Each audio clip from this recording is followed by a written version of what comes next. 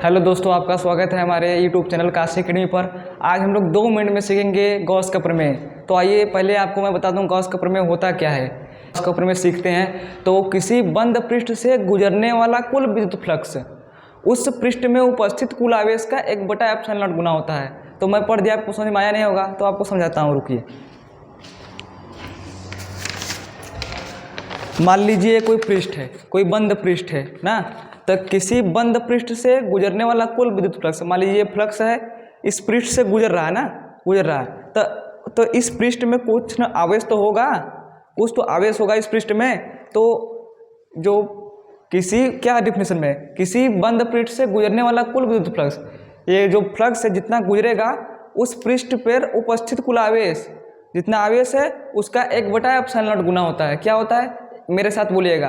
किसी बंद पृष्ठ से गुजरने वाला कुल विद्युत फ्लक्स उस पृष्ठ में पर उपस्थित कुल आवेश का 1/ε0 गुना होता है।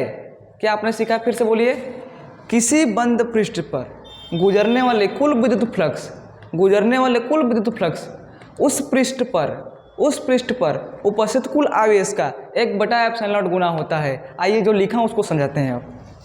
तो मैंने क्या कहा, किसी बंद पृष्ठ पर से गुजरने वाला कुल विद्युत फ्लक्स उस पृष्ठ पर कुल आवेश का 1/ε0 गुना होता है। इसे इक्वेशन की तरह से क्या लिखेंगे, ये देखिए फाई ई, ये विद्युत फ्लक्स को रिप्रेजेंट करता है, ये आपका आवेश है, ये आपका ε0 है, निर्वात की विद्युतशीलता।